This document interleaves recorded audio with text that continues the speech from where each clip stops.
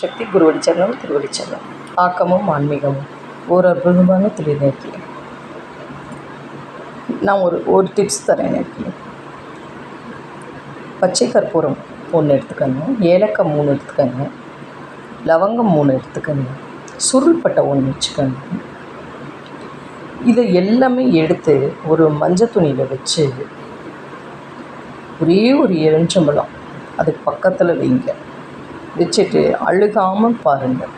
அழுகுதா அழுகலைன்னு அதை தொட வேண்டாம். பாருங்கள், அது அழுகிடுத்துனா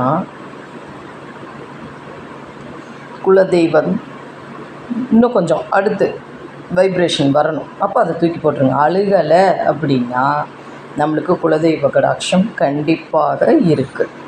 அது மேலே அட்சதை போட்டு செஞ்சுட்டே வாங்கலை, சீக்கிரம் நல்ல காரியம் சுபிக்ஷங்கள் நடக்கும். இது செஞ்சு பாருங்கள் நேயர்களே.